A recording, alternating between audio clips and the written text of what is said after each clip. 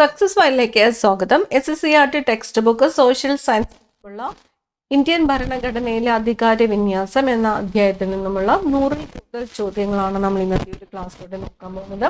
അപ്പോൾ പരീക്ഷയ്ക്ക് single question ആയിട്ടും അതുപോലെ തന്നെ സ്റ്റേറ്റ്മെന്റ് ടൈപ്പും ക്വസ്റ്റ്യൻസ് ഒരുപാട് ചോദിച്ച് കാണുന്ന ഒരു അധ്യായമാണ്. മുഴുവൻ ക്വസ്റ്റ്യൻസും നോക്കുക, പഠിക്കുക.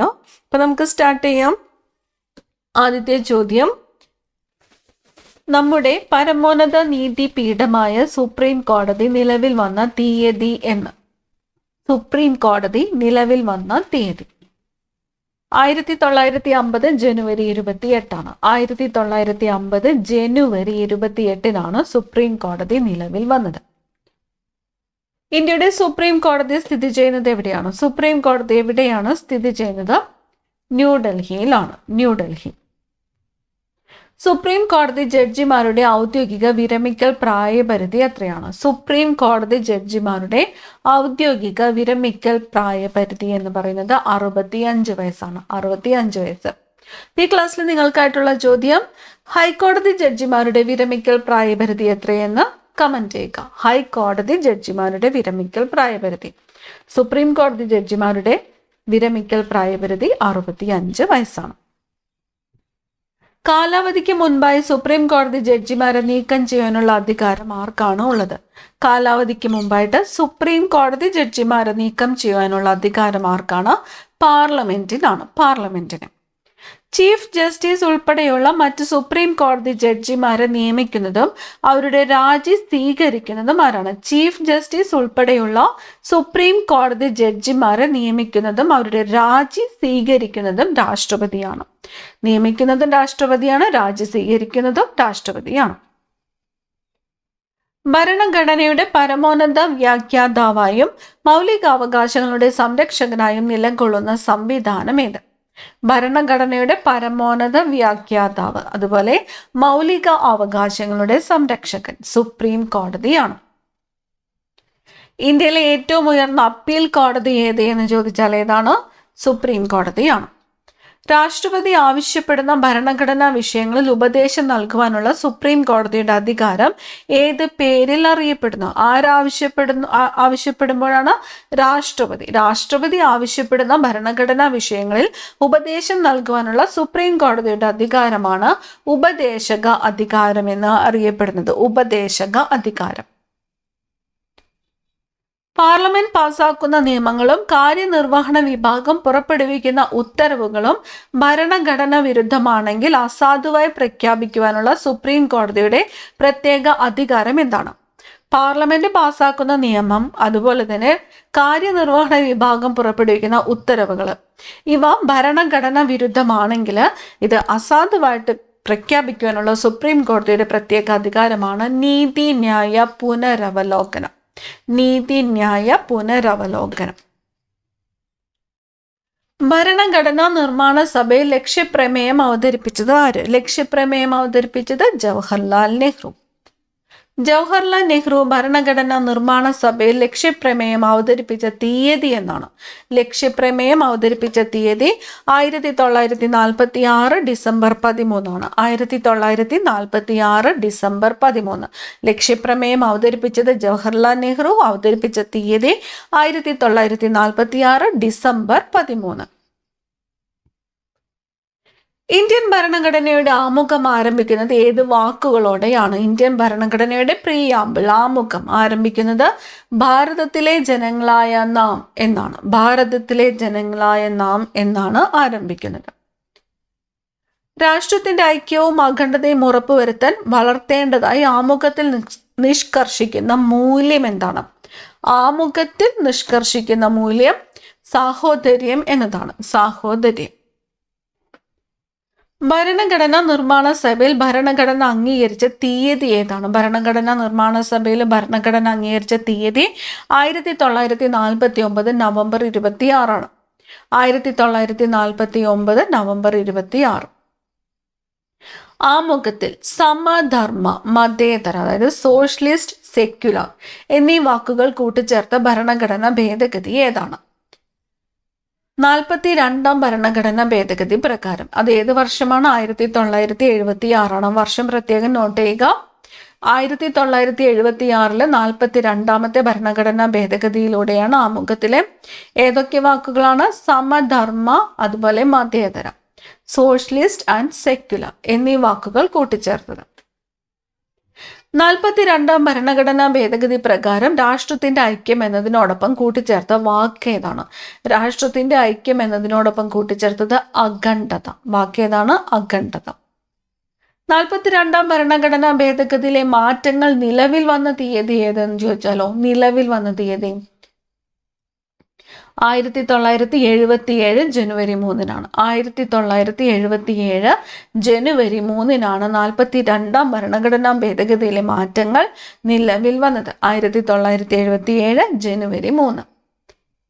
ഏത് പദ്ധതിയുടെ നിർദ്ദേശാനുസരണമാണ് ഇന്ത്യൻ ഭരണഘടനാ നിർമ്മാണ സമിതി രൂപീകരിച്ചത്? ഇന്ത്യൻ ഭരണഘടനാ നിർമ്മാണ സമിതി രൂപീകരിച്ചത് ഏത് പദ്ധതി അല്ലെങ്കിൽ ആരുടെ നിർദ്ദേശ അനുസരണമാണ്? ക്യാബിനറ്റ് മിഷന്റെയാണ്. ക്യാബിനറ്റ് മിഷന്റെ നിർദ്ദേശാനുസരണമാണ് ഇന്ത്യൻ ഭരണഘടനാ നിർമ്മാണ സമിതി രൂപീകരിച്ചത്. Cabinet mission. ഭരണഘടനാ നിർമ്മാണ സമിതി നിലവിൽ വന്ന തീയതി ഏത്? ഭരണഘടനാ നിർമ്മാണ സമിതി നിലവിൽ വന്നത് എന്നാണ്? 1946 ഡിസംബർ 6-ാം തീയതിയാണ്. ഡേറ്റ് ഓർക്കുക, ഡിസംബർ 6-നാണ് ഭരണഘടനാ നിർമ്മാണ സമിതി നിലവിൽ വന്നത്. ഭരണഘടനാ നിർമ്മാണ സമിതിയുടെ ആദ്യത്തെ യോഗം ചേർന്നത് എന്ന് മുതലാണ്? ആദ്യത്തെ യോഗം ചേർന്നത് ഡിസംബർ 9-ാം തീയതിയാണ്. 3 ദിവസങ്ങൾക്ക് ശേഷം ഡിസംബർ 9-ാം തീയതിയാണ് ഭരണഘടനാ നിർമ്മാണ സമിതിയുടെ ആദ്യത്തെ യോഗം ചേർന്നത്. ഇന്ത്യൻ ഭരണഘടന നിർമ്മിക്കാനെടുത്ത സമയം എത്രയാണ്? ഇന്ത്യൻ ഭരണഘടന നിർമ്മിക്കുവാനെടുത്ത സമയം 2 വർഷം 11 മാസം 17 ദിവസം. 2 വർഷം 11 മാസം 17 ദിവസം. ഭരണഘടനാ നിർമ്മാണ സഭ ഇന്ത്യൻ ഭരണഘടന അംഗീകരിച്ച തീയതി ഏതാണ്? 1949 നവംബർ 26. നിർമ്മിക്കപ്പെട്ട സമയത്ത് എത്ര ഭാഗങ്ങളും വകുപ്പുകളും പട്ടികകളും ഉണ്ടായിരുന്നു? ഭരണഘടന നിർമ്മിക്കപ്പെട്ട സമയത്ത്, അതായത് ആദ്യത്തെ ഭരണഘടന ആദ്യമായിട്ട് നിർമ്മിക്കപ്പെട്ട സമയത്ത് എത്ര ഭാഗങ്ങളാണ്? 22 ഭാഗങ്ങൾ, 395 വകുപ്പുകൾ, 8 പട്ടികകൾ. 22 ഭാഗം, 395 വകുപ്പ്, 8 പട്ടികകൾ. ഇന്ത്യൻ ഭരണഘടന നിലവിൽ വന്ന തീയതി 1950 ജനുവരി 26. 1950 ജനുവരി 26. കാലാനുസൃതമായ മാറ്റങ്ങൾ ഉൾക്കൊണ്ടുകൊണ്ട് തുടരുന്നതിനാൽ ഇന്ത്യൻ ഭരണഘടന ഏത് പേരിലാണ് വിശേഷിപ്പിക്കപ്പെടുന്നത്? സജീവ പ്രമാണം എന്നാണ്. കാലാനുസൃതമായ മാറ്റങ്ങൾ ഉൾക്കൊണ്ടുകൊണ്ട് തുടരുന്നതിനാൽ ഇന്ത്യൻ ഭരണഘടന ഏത് പേരിലാണ് വിശേഷിപ്പിക്കപ്പെടുന്നത്? സജീവ പ്രമാണം. ലോകത്തിലെ ഏറ്റവും വലിയ എഴുതപ്പെട്ട ഭരണഘടന ഏത്? ലോകത്തിലെ ഏറ്റവും വലിയ എഴുതപ്പെട്ട ഭരണഘടന ഇന്ത്യൻ ഭരണഘടനയാണ്. ഇന്ത്യൻ ഭരണഘടനയുടെ 1-ാം ഭാഗം ഏത് വിഷയവുമായി ബന്ധപ്പെട്ടിരിക്കുന്നു? 1-ാം ഭാഗം യൂണിയനും അതിൻ്റെ ഭൂപ്രദേശവുമാണ്. 1-ാം ഭാഗം പരാമർശിച്ചിരിക്കുന്നത്. ഇന്ത്യ അഥവാ ഭാരതം സംസ്ഥാനങ്ങളുടെ ഒരു യൂണിയൻ ആയിരിക്കുമെന്ന് പ്രസ്താവിക്കുന്ന ഭരണഘടനാ വകുപ്പ് ഏതാണ്? വകുപ്പ് 1 വകുപ്പ് 1. ഇന്ത്യ അഥവാ ഭാരതം സംസ്ഥാനങ്ങളുടെ ഒരു യൂണിയൻ ആയിരിക്കുമെന്ന് പ്രസ്താവിക്കുന്നത് ഭരണഘടനാ വകുപ്പ് 1. സംസ്ഥാനങ്ങളും അവയുടെ ഭൂപ്രദേശങ്ങളും ഭരണഘടനയുടെ ഏത് പട്ടികയിലാണ് വ്യക്തമാക്കിയിട്ടുള്ളത്? സംസ്ഥാനങ്ങളും അവയുടെ ഭൂപ്രദേശങ്ങളും വ്യക്തമാക്കിയിട്ടുള്ളത് 1-ാം പട്ടികയിലാണ്. ഇന്ത്യയിൽ ഭരണഘടനാ ഭേദഗതി വരുത്തുവാനുള്ള അധികാരം ആർക്കാണുള്ളത്? ഭരണഘടനാ ഭേദഗതി വരുത്തുവാനുള്ള അധികാരം പാർലമെന്റിനാണ്. പാർലമെന്റിന് മാത്രമാണ് ഭരണഘടനാ ഭേദഗതി വരുത്തുവാനുള്ള അധികാരമുള്ളത്. പാർലമെന്റിന്റെ സ്ഥിരം സഭ എന്നറിയപ്പെടുന്നത് ഏതാണ്? സ്ഥിരം സഭ രാജ്യസഭയാണ്. സ്ഥിരം സഭ രാജ്യസഭയാണ്. രാജ്യസഭാംഗങ്ങളുടെ കാലാവധി എത്ര വർഷമാണ്? രാജ്യസഭാംഗങ്ങളുടെ കാലാവധി 6 വർഷമാണ്. രാജ്യസഭാംഗങ്ങളുടെ കാലാവധി 6 വർഷം. രാജ്യസഭയിൽ എത്ര ഭാഗം അംഗങ്ങളാണ് ഓരോ 2 വർഷം കൂടുമ്പോഴും വിരമിക്കുന്നത്? ഓരോ 2 വർഷം കൂടുമ്പോഴും വിരമിക്കുന്നത് 1/3 ഭാഗം, 1/3 അംഗങ്ങളാണ്. 1/3 അംഗങ്ങൾ. രാജ്യസഭയുടെ അധ്യക്ഷൻ ആരാണ്? രാജ്യസഭയുടെ അധ്യക്ഷൻ ഉപരാഷ്ട്രപതിയാണ്. രാജ്യസഭയുടെ അധ്യക്ഷൻ ഉപരാഷ്ട്രപതി. രാജ്യസഭയുടെ പരമാവധി അംഗസംഖ്യ എത്രയാണ്? രാജ്യസഭയുടെ പരമാവധി അംഗസംഖ്യ 250 ആണ്. 250. രാജ്യസഭയിലേക്ക് തെരഞ്ഞെടുക്കപ്പെടുന്ന അംഗങ്ങളുടെ പരമാവധി എണ്ണം എത്രയാണ്? തെരഞ്ഞെടുക്കപ്പെടുന്ന അംഗങ്ങളുടെ എണ്ണം 238 രാജ്യസഭയിലേക്ക് തെരഞ്ഞെടുക്കപ്പെടുന്ന അംഗങ്ങളുടെ പരമാവധി എണ്ണം 238. രാജ്യസഭയിലേക്ക് രാഷ്ട്രപതി നാമനിർദ്ദേശം ചെയ്യുന്ന അംഗങ്ങളുടെ എണ്ണം എത്രയാണ്? 12 തെരഞ്ഞെടുക്കപ്പെടുന്നത് 238, രാഷ്ട്രപതി നാമനിർദ്ദേശം ചെയ്യുന്നത് 12. ഉപരാഷ്ട്രപതിയെ നീക്കം ചെയ്യുവാനുള്ള നടപടിക്രമങ്ങൾ ആരംഭിക്കുന്നത് ഏത് സഭയിലാണ്? ഉപരാഷ്ട്രപതിയെ നീക്കം ചെയ്യുവാനുള്ള നടപടിക്രമങ്ങൾ ആരംഭിക്കുന്നത് രാജ്യസഭയിലാണ്. രാജ്യസഭ. പുതിയ അഖിലേന്ത്യാ സർവേ സൃഷ്ടിക്കുന്നതിന് പാർലമെന്റിനെ ചുമതലപ്പെടുത്തുവാനുള്ള അധികാരം നിക്ഷിപ്തമായിരിക്കുന്നത് ഏത് സഭയിലാണ്? പുതിയ അഖിലേന്ത്യാ സർവീസ് സൃഷ്ടിക്കുന്നതിന് പാർലമെന്റിനെ ചുമതലപ്പെടുത്തുവാനുള്ള അധികാരം നിക്ഷിപ്തമായിരിക്കുന്നത് രാജ്യസഭയിലാണ്. രാജ്യസഭ. പാർലമെന്റിന്റെ അധോമണ്ഡലം എന്നറിയപ്പെടുന്നത് ഏത്? അധോമണ്ഡലം, ലോവർ ഹൗസ് എന്നറിയപ്പെടുന്നത് ലോകസഭയാണ്. ലോകസഭ. ലോകസഭയിലേക്ക് മത്സരിക്കാൻ ആവശ്യമായ കുറഞ്ഞ പ്രായപരിധി എത്ര? എവിടേക്ക്? ലോകസഭയിലേക്ക്. എത്രയാണ്? 25 വയസ്സാണ്. 25 വയസ്സ് ലോകസഭയിലേക്ക്. ലോകസഭയുടെ കാലാവധി എത്ര വർഷമാണ്? ലോകസഭയുടെ കാലാവധി 5 വർഷമാണ്. ലോകസഭയുടെ കാലാവധി 5 വർഷം. ലോകസഭയുടെ പരമാവധി അംഗസംഖ്യ എത്രയാണ്? ലോകസഭയുടെ പരമാവധി അംഗസംഖ്യ 550 550. ലോകസഭയിലെ നിലവിലെ തെരഞ്ഞെടുക്കപ്പെട്ട അംഗങ്ങളുടെ എണ്ണം എത്ര? 543 ലോകസഭയിലെ നിലവിലെ തെരഞ്ഞെടുക്കപ്പെട്ട അംഗങ്ങളുടെ എണ്ണം 543. ലോകസഭയുടെ അധ്യക്ഷൻ സ്പീക്കർ. ധനബിൽ, അവിശ്വാസ പ്രമേയം എന്നിവ അവതരിപ്പിക്കുന്നത് ഏത് സഭയിലാണ്? ധനബില്ല്, അവിശ്വാസ പ്രമേയം എന്നിവ അവതരിപ്പിക്കുന്നത് ലോകസഭയിലാണ്. ധനപരമായ വിഷയങ്ങളിൽ രാജ്യസഭയിലേക്കാൾ കൂടുതൽ അധികാരമുള്ളത് ഏത് സഭയ്ക്കാണ്? ലോകസഭയ്ക്കാണ്. ഇന്ത്യൻ ഭരണഘടനയിൽ അധികാര വിഭജനത്തെക്കുറിച്ച് പ്രതിപാദിക്കുന്ന ഷെഡ്യൂൾ ഏത്? ഇന്ത്യൻ ഭരണഘടനയിൽ അധികാര വിഭജനത്തെക്കുറിച്ച് പ്രതിപാദിക്കുന്ന ഷെഡ്യൂൾ ഏതാണ്? 7ാം പട്ടികയാണ്. 7ാം ഷെഡ്യൂൾ. കേന്ദ്ര ഗവൺമെന്റിന് സമ്പൂർണ്ണ നിയമനിർമ്മാണ അധികാരമുള്ള ലിസ്റ്റ് ഏത്? കേന്ദ്ര ഗവൺമെന്റിന് സമ്പൂർണ്ണ നിയമനിർമ്മാണ അധികാരമുള്ള ലിസ്റ്റാണ് യൂണിയൻ ലിസ്റ്റ്. ഭരണഘടന നിലവിൽ വന്നപ്പോൾ യൂണിയൻ ലിസ്റ്റിൽ ഉണ്ടായിരുന്ന വിഷയങ്ങളുടെ എണ്ണം എത്ര? ഭരണഘടന നിലവിൽ വന്നപ്പോൾ യൂണിയൻ ലിസ്റ്റിൽ എത്ര വിഷയങ്ങളാണ് ഉണ്ടായിരുന്നത്? 97 വിഷയങ്ങളാണ്. 97. വിദേശകാര്യം, പ്രതിരോധം, റെയിൽവേ, ബാങ്കിങ്, പൗരത്വം എന്നിവ ഏത് ലിസ്റ്റിൽ ഉൾപ്പെടുന്നു? യൂണിയൻ ലിസ്റ്റിൽ ഉൾപ്പെടുന്നവയ്ക്ക് ഉദാഹരണങ്ങളാണ് വിദേശകാര്യം, പ്രതിരോധം, റെയിൽവേ, ബാങ്കിങ്, പൗരത്വം. ഏതിലാണ് വരുന്നത്? യൂണിയൻ ലിസ്റ്റിലാണ് വരുന്നത്. വിദേശകാര്യം, പ്രതിരോധം, റെയിൽവേ, ബാങ്കിങ്, പൗരത്വം. സാധാരണഗതിയിൽ സംസ്ഥാന ഗവൺമെന്റുകൾക്ക് നിയമനിർമ്മാണ അധികാരമുള്ള ലിസ്റ്റ് ഏതാണ്? സംസ്ഥാന ഗവൺമെന്റുകൾക്ക് നിയമനിർമ്മാണ അധികാരമുള്ളതാണ് സ്റ്റേറ്റ് ലിസ്റ്റ്. ഭരണഘടന നിലവിൽ വന്നപ്പോൾ സംസ്ഥാന ലിസ്റ്റിലുണ്ടായിരുന്ന വിഷയങ്ങളുടെ എണ്ണം 66. കൃഷി, ജയിൽ, പോലീസ്, തദ്ദേശ സ്വയംഭരണം എന്നിവ ഏത് ലിസ്റ്റിന് ഉദാഹരണമാണ്? കൃഷി, ജയിൽ, പോലീസ്, തദ്ദേശ സ്വയംഭരണം എന്നിവ സംസ്ഥാന ലിസ്റ്റിന് ഉദാഹരണമാണ്. സംസ്ഥാന ലിസ്റ്റ്. കേന്ദ്ര ഗവൺമെന്റിനും സംസ്ഥാന ഗവൺമെന്റുകൾക്കും ഒരുപോലെ നിയമനിർമ്മാണ അധികാരമുള്ള ലിസ്റ്റ് ഏതാണ്? കേന്ദ്ര ഗവൺമെന്റിനും സംസ്ഥാന ഗവൺമെന്റുകൾക്കും ഒരുപോലെ നിയമനിർമ്മാണ അധികാരമുള്ള ലിസ്റ്റാണ് സമവർത്തി ലിസ്റ്റ് അല്ലെങ്കിൽ കൺകറന്റ് ലിസ്റ്റ് എന്ന് പറയുന്നത്. കൺകറന്റ് ലിസ്റ്റ് അല്ലെങ്കിൽ സമവർത്തി ലിസ്റ്റ്. തുടക്കത്തിൽ സമവർത്തി ലിസ്റ്റിൽ, കൺകറന്റ് ലിസ്റ്റിൽ ഉണ്ടായിരുന്ന വിഷയങ്ങളുടെ എണ്ണം 47 47.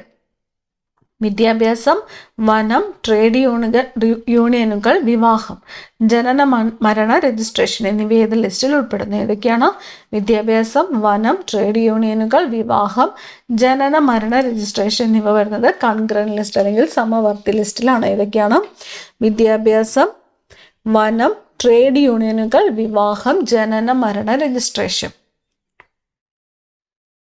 യൂണിയൻ, സ്റ്റേറ്റ്, കൺകറന്റ് എന്നീ 3 ലിസ്റ്റുകളിലും ഉൾപ്പെടാത്ത വിഷയങ്ങൾ ഏത് പേരിലാണ് അറിയപ്പെടുന്നത്? അവശേഷിക്കുന്ന അധികാരങ്ങൾ അല്ലെങ്കിൽ അവശിഷ്ട അധികാരങ്ങളായിട്ടാണ് അറിയപ്പെടുന്നത്. അവശേഷിക്കുന്ന അധികാരങ്ങളിൽ നിയമനിർമ്മാണം നടത്തുവാനുള്ള അധികാരം ആർക്കാണ്? കേന്ദ്ര ഗവൺമെന്റിനാണ്. സൈബർ നിയമങ്ങൾ ഏത് വിഭാഗത്തിലാണ് ഉൾപ്പെടുന്നത്? സൈബർ നിയമങ്ങൾ. അവശേഷിക്കുന്ന അധികാരത്തിലാണ് സൈബർ നിയമങ്ങൾ ഉൾപ്പെടുന്നത്. ഇന്ത്യൻ ഭരണഘടനയിലെ ഏത് അനുച്ഛേദ പ്രകാരമാണ് പാർലമെന്റിനും ഭരണഘടന ഭേദഗതി വരുത്തുവാനുള്ള അധികാരം ലഭിക്കുന്നത്? ഭരണഘടന ഭേദഗതി ചെയ്യാനുള്ള അധികാരം പാർലമെന്റിന് മാത്രമാണുള്ളത്. അത് ഏത് ആർട്ടിക്കിൾ പ്രകാരമാണ്? ആർട്ടിക്കിൾ 368 പ്രകാരമാണ്. ആർട്ടിക്കിൾ 368. ഭരണഘടനാ ഭേദഗതി ബിൽ പാർലമെന്റിൽ അവതരിപ്പിക്കുന്നതിന് മുൻകൂറായിട്ട് രാഷ്ട്രപതിയുടെ അനുമതി ആവശ്യമുണ്ടോ? ഭരണഘടനാ ഭേദഗതി ബില്ല് പാർലമെന്റിൽ അവതരിപ്പിക്കുന്നതിന് മുൻകൂറായിട്ട് രാഷ്ട്രപതിയുടെ അനുമതി ആവശ്യമുണ്ടോ എന്നതാണ് ചോദ്യം. രാഷ്ട്രപതിയുടെ മുൻകൂർ അനുമതി എന്താണ്? ആവശ്യമില്ല. ഒരു ഭരണഘടനാ ഭേദഗതി ബില്ല് പാർലമെന്റിൽ അവതരിപ്പിക്കുന്നതിന് രാഷ്ട്രപതിയുടെ മുൻകൂർ അനുമതി ആവശ്യം ഇല്ല. ഒരു ഭരണഘടനാ ഭേദഗതി ബിൽ നിയമമാകാൻ ഏത് സഭയുടെ അംഗീകാരമാണ് പ്രധാനം? ഭരണഘടനാ ഭേദഗതി ബില്ല് നിയമമാക്കാനായിട്ട് അധികാരം ഏത് സഭയുടെ എന്നാണ്? ഇരു സഭകളുടെയും അംഗീകാരം വേണം. ലോകസഭയുടെയും രാജ്യസഭയുടെയും അംഗീകാരം അനിവാര്യമാണ്. ഭരണഘടനാ ഭേദഗതി ബില്ലുമായിട്ട് ബന്ധപ്പെട്ട് ഇരു സഭകൾക്കുമിടയിൽ തർക്കങ്ങൾ ഉണ്ടായാൽ സംയുക്ത സമ്മേളനം വിളിച്ചു ചേർക്കുവാനായിട്ട് സാധിക്കുമോ? എന്തിനാണ്? ഭരണഘടനാ ഭേദഗതി ബില്ലുമായിട്ട് ബന്ധപ്പെട്ട് ഇരു സഭകൾ, അതായത് ലോകസഭയ്ക്കും രാജ്യസഭകൾക്കും ഇടയിൽ തർക്കങ്ങൾ ഉണ്ടായാൽ സംയുക്ത സമ്മേളനം വിളിച്ചു ചേർക്കുവാൻ സാധിക്കുമോ എന്നതാണ് ചോദ്യം. എന്താണ്? ഇല്ല. സംയുക്ത സമ്മേളനം പോലുള്ള നടപടിക്രമങ്ങൾ ഇല്ല. അടുത്ത ചോദ്യം, ഏതെങ്കിലും ഒരു ഭരണഘടനാ ഭേദഗതി നിയമം ഭരണഘടനയുടെ വാക്കുകൾക്കോ അർത്ഥത്തിനോ വിരുദ്ധമാണെന്ന് കണ്ടാൽ അത് അസാധുവാക്കുവാൻ ആർക്കാണ് അധികാരമുള്ളത്? ഏതെങ്കിലും ഒരു ഭരണഘടനാ ഭേദഗതി നിയമം ഭരണഘടനയുടെ വാക്കുകൾക്കോ അർത്ഥത്തിനോ വിരുദ്ധമാണെന്ന് കണ്ടാൽ അത് അസാധുവാക്കാൻ അധികാരമുള്ളത് ജുഡീഷ്യറിക്കാണ്. ജുഡീഷ്യറിക്ക്.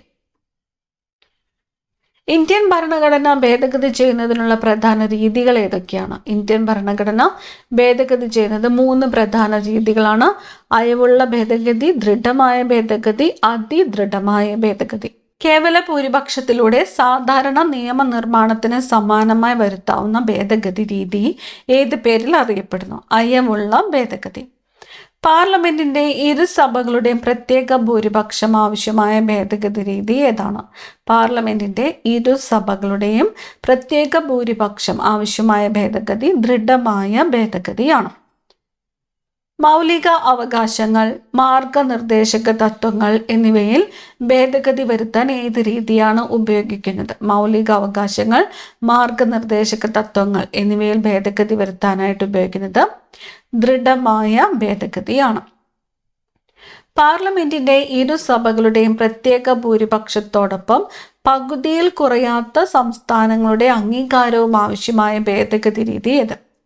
പാർലമെന്റിന്റെ ഇരു സഭകളുടെയും പ്രത്യേക ഭൂരിപക്ഷത്തോടൊപ്പം തന്നെ പകുതിയിൽ കുറയാത്ത സംസ്ഥാനങ്ങളുടെ അംഗീകാരവും ആവശ്യമായ ഭേദഗതിയാണ് അതിദൃഢമായ ഭേദഗതി. അതിദൃഢമായ ഭേദഗതി. കേന്ദ്ര സംസ്ഥാന അധികാര വിഭജനം, ജനപ്രാതിനിധ്യ നിയമം എന്നിവയിൽ ഭേദഗതി വരുത്തുന്നതിന് അനുവർത്തിക്കുന്ന രീതി ഏത്?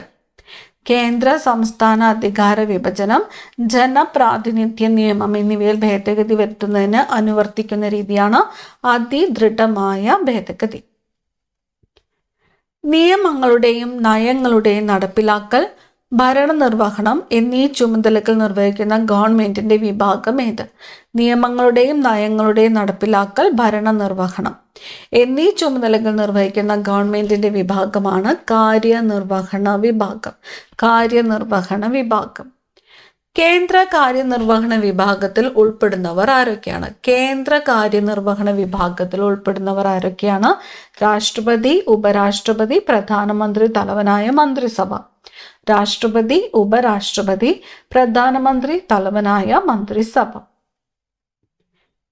ഇന്ത്യൻ ഭരണഘടന പ്രകാരം കാര്യനിർവഹണ വിഭാഗത്തിന്റെ അധികാരങ്ങൾ ആരുടെ പേരിലാണ് നിക്ഷിപ്തമായിരിക്കുന്നത്? കാര്യനിർവഹണ വിഭാഗത്തിന്റെ അധികാരങ്ങൾ നിക്ഷിപ്തമായിരിക്കുന്നത് രാഷ്ട്രപതിയിലാണ്. രാഷ്ട്രപതി. ഭരണഘടന പ്രകാരം കാര്യനിർവഹണാധികാരങ്ങൾ ആരുടെ നേതൃത്വത്തിലാണ് യഥാർത്ഥത്തിൽ നിർവഹിക്കപ്പെടുന്നത്? പ്രധാനമന്ത്രിയുടെ നേതൃത്വത്തിലുള്ള മന്ത്രിസഭയിലൂടെയാണ് നിർവഹിക്കപ്പെടുന്നത്. ഇന്ത്യൻ ഭരണഘടന പ്രകാരം കാര്യനിർവഹണ വിഭാഗത്തിന്റെ അധികാരങ്ങൾ ആരുടെ പേരിലാണ് നിക്ഷിപ്തമായിരിക്കുന്നത് എന്ന് ചോദിച്ചാൽ രാഷ്ട്രപതിയാണ്. നിർവഹിക്കപ്പെടുന്നത് പ്രധാനമന്ത്രിയുടെ നേതൃത്വത്തിലുള്ള മന്ത്രിസഭയിലൂടെയാണ്. ഇന്ത്യയിലെ നാമമാത്ര എക്സിക്യൂട്ടീവിന് ഉദാഹരണം ഏത്? നാമമാത്ര എക്സിക്യൂട്ടീവിന് ഉദാഹരണം രാഷ്ട്രപതി. ഇന്ത്യയിലെ യഥാർത്ഥ എക്സിക്യൂട്ടീവ് എന്നറിയപ്പെടുന്നത് ആരാണ്? പ്രധാനമന്ത്രിയും മന്ത്രിസഭയുമാണ്. സ്ഥിരം എക്സിക്യൂട്ടീവിൽ ഉൾപ്പെടുന്ന ഉദ്യോഗസ്ഥ വൃന്ദങ്ങൾ ഏതെല്ലാമാണ്? സ്ഥിരം എക്സിക്യൂട്ടീവിൽ ഉൾപ്പെടുന്ന ഉദ്യോഗസ്ഥ വൃന്ദങ്ങൾ അഖിലേന്ത്യാ സർവീസ്, കേന്ദ്ര സർവീസ്, സംസ്ഥാന സർവീസ് ഉദ്യോഗസ്ഥരാണ്. അഖിലേന്ത്യാ സർവീസ്, കേന്ദ്ര സർവീസ്, സംസ്ഥാന സർവീസ് ഉദ്യോഗസ്ഥർ സ്ഥിരം എക്സിക്യൂട്ടീവിൽ ഉൾപ്പെടുന്നത്. ഭരണഘടനാപരമായി കാര്യനിർവഹണ വിഭാഗത്തിന്റെ തലവൻ ആരാണ്? ഭരണഘടനാപരമായിട്ട് കാര്യനിർവഹണ വിഭാഗത്തിന്റെ തലവൻ രാഷ്ട്രപതിയാണ്. രാഷ്ട്രപതി ആരുടെ ഉപദേശങ്ങൾ അനുസരിച്ചാണ് പ്രവർത്തിക്കേണ്ടത്? പ്രധാനമന്ത്രിയും അദ്ദേഹത്തിന്റെ നേതൃത്വത്തിലുള്ള മന്ത്രിസഭയും നൽകുന്ന ഉപദേശങ്ങൾ അനുസരിച്ചിട്ടാണ് പ്രവർത്തിക്കേണ്ടത്. സ്വയം വിവേചന അധികാരം ഉപയോഗിച്ച് പ്രവർത്തിക്കാൻ സാഹചര്യങ്ങളുള്ള കാര്യനിർവഹണ തലവൻ ആരാണ്? രാഷ്ട്രപതിയാണ്. സ്വയം വിവേചനാധികാരം ഉപയോഗിച്ച് പ്രവർത്തിക്കാൻ സാഹചര്യമുള്ള കാര്യനിർവഹണ തലവനാണ് രാഷ്ട്രപതി. ഇന്ത്യയുടെ പ്രഥമ രാഷ്ട്രപതി ഡോക്ടർ രാജേന്ദ്ര പ്രസാദ്. രാഷ്ട്രപതി സ്ഥാനത്തേക്ക് മത്സരിക്കുന്നതിനുള്ള കുറഞ്ഞ പ്രായപരിധി എത്രയാണ്? 35 വയസ്സ്. രാഷ്ട്രപതിയെ തെരഞ്ഞെടുക്കുന്നത് ആരാണ്? ഇലക്ട്രൽ കോളേജാണ്. ഇലക്ട്രൽ കോളേജാണ് രാഷ്ട്രപതിയെ തെരഞ്ഞെടുക്കുന്നത്. രാഷ്ട്രപതിയെ തെരഞ്ഞെടുക്കുന്ന ഇലക്ട്രൽ കോളേജിൽ ഉൾപ്പെടുന്നവർ ആരൊക്കെയാണ്? പാർലമെന്റിന്റെ ഇരു സഭകളിലെയും അതുപോലെ സംസ്ഥാന നിയമനിർമ്മാണ സഭകളിലെയും തെരഞ്ഞെടുക്കപ്പെട്ട അംഗങ്ങൾ. പാർലമെന്റിന്റെ ഇരു സഭകളിലെയും സംസ്ഥാന നിയമനിർമ്മാണ സഭകളിലെയും തെരഞ്ഞെടുക്കപ്പെട്ട അംഗങ്ങളാണ് രാഷ്ട്രപതിയെ തിരഞ്ഞെടുക്കുന്ന ഇലക്ട്രൽ കോളേജിൽ ഉൾപ്പെടുന്നവർ. രാഷ്ട്രപതിയുടെ ഔദ്യോഗിക കാലാവധി എത്രയാണ്? രാഷ്ട്രപതിയുടെ ഔദ്യോഗിക കാലാവധി 5 വർഷമാണ്. രാഷ്ട്രപതി രാജിക്കത്ത് സമർപ്പിക്കുന്നത് ആർക്കാണ്? ഉപരാഷ്ട്രപതിക്കാണ്. രാഷ്ട്രപതിയുടെ അഭാവത്തിൽ അദ്ദേഹത്തിന്റെ ചുമതലകൾ നിർവഹിക്കുന്നത് ആരാണ്? ഉപരാഷ്ട്രപതിയാണ്. രാജ്യത്തിന്റെ ഭരണത്തലവനും രാജ്യത്തിന്റെ നേതാവും ആരാണ്? പ്രധാനമന്ത്രിയാണ്. രാജ്യത്തിന്റെ ഭരണത്തലവനും രാജ്യത്തിന്റെ നേതാവും പ്രധാനമന്ത്രി. പ്രധാനമന്ത്രി ഏത് സഭയിലാണ് ഭൂരിപക്ഷമുള്ള പാർട്ടിയുടെയോ മുന്നണിയോ നേതാവായിരിക്കുന്നത്? ലോകസഭയിലാണ്. ലോകസഭ. മന്ത്രിസഭ രൂപീകരിക്കുക, മന്ത്രിസഭയിലെയും ക്യാബിനറ്റിലെയും അംഗങ്ങളെ നിശ്ചയിക്കുക എന്നീ ചുമതലകൾ നിർവഹിക്കുന്നത് ആരാണ്? പ്രധാനമന്ത്രിയാണ്. മന്ത്രിമാരുടെ വകുപ്പുകളിൽ മാറ്റം വരുത്തുവാനും ക്യാബിനറ്റിലേക്കും മന്ത്രിസഭയിലേക്കും അംഗങ്ങളെ ഉൾപ്പെടുത്തുവാനും ഒഴിവാക്കുവാനുമുള്ള അധികാരം ആർക്കാണുള്ളത്? പ്രധാനമന്ത്രിക്കാണ്. രാഷ്ട്രപതി, മന്ത്രിസഭ, പാർലമെന്റ് എന്നിവരെ തമ്മിൽ പരസ്പരം ബന്ധിപ്പിക്കുന്ന കണ്ണിയായിട്ട് പ്രവർത്തിക്കുന്നത് ആരാണ്? പ്രധാനമന്ത്രിയാണ്. 5 വർഷ കാലാവധിക്ക് മുമ്പായി ലോകസഭയിലെ ഭൂരിപക്ഷം നഷ്ടമായ പ്രധാനമന്ത്രി എന്താണ് ചെയ്യേണ്ടത്? രാഷ്ട്രപതിക്ക് രാജി സമർപ്പിച്ച് പദവി ഒഴിയേണ്ടതാണ്. 5 വർഷ കാലാവധിക്ക് മുമ്പായിട്ട് ലോകസഭയിലെ ഭൂരിപക്ഷം നഷ്ടമായാൽ പ്രധാനമന്ത്രി രാഷ്ട്രപതിക്ക് രാജി സമർപ്പിച്ച് പദവി ഒഴിയേണ്ടതാണ്. പ്രധാനമന്ത്രി ആർക്കാണ് രാജി സമർപ്പിക്കേണ്ടത്? രാഷ്ട്രപതിക്കാണ്. കാര്യനിർവഹണ വിഭാഗത്തിന്റെ ഭരണഘടനാപരമായ തലവൻ രാഷ്ട്രപതിയാണ്. പ്രതിരോധ സേനകളുടെ സർവ്വസൈന്യാധിപൻ രാഷ്ട്രപതിയാണ്. ഗവർണർമാരെ നിയമിക്കുന്നത് ആരാണ്? രാഷ്ട്രപതിയാണ്. രാഷ്ട്രപതി രാജി സമർപ്പിക്കുന്നത് ആർക്കാണ്? ഉപരാഷ്ട്രപതിയാണ്. പ്രധാനമന്ത്രിയെ നിയമിക്കുന്നത് ആരാണ്? രാഷ്ട്രപതിയാണ്. ഗവർണറെ നിയമിക്കുന്നതോ? സംസ്ഥാന ഗവർണറെ നിയമിക്കുന്നത് സംസ്ഥാന മുഖ്യമന്ത്രിയാണ്. ഭരണഘടനയുടെ കാവലാൾ എന്നറിയപ്പെടുന്ന സംവിധാനം? കാവലാൾ. നീതി ന്യായ വിഭാഗം. ഇന്ത്യയിൽ ഏത് തരം ജുഡീഷ്യൽ സംവിധാനമാണുള്ളത്? സുപ്രീം കോടതിയുടെ നേതൃത്വത്തിലുള്ള ഏക സംയോജിത ജുഡീഷ്യൽ സംവിധാനമാണ്. ഏക സംയോജിത ജുഡീഷ്യൽ സംവിധാനം. വോട്ടവകാശം 21 വയസ്സിൽ നിന്നും 18 കുറച്ചത് 61-ാം ഭരണഘടനാ ഭേദഗതി. വിദ്യാഭ്യാസം ഒരു മൗലിക അവകാശമാക്കി മാറ്റിയത് 86-ാം ഭരണഘടനാ ഭേദഗതി. 101-ാം ഭരണഘടനാ ഭേദഗതിയിലൂടെ നിലവിൽ വന്ന നികുതി വ്യവസ്ഥ ചരക്ക് സേവന നികുതി GST, goods and service tax ഏത് ഭേദഗതി? 101-ാം ഭേദഗതി. ഇന്ത്യ സ്വാതന്ത്ര്യം നേടിയ തീയതി എന്നാണ്? 1947 ഓഗസ്റ്റ് 15 1947 ഓഗസ്റ്റ് 15. സ്വതന്ത്ര ഇന്ത്യ തങ്ങളുടെ ജനങ്ങൾക്ക് നൽകിയ 2 പ്രധാന വാഗ്ദാനങ്ങൾ ഏതെല്ലാമാണ്?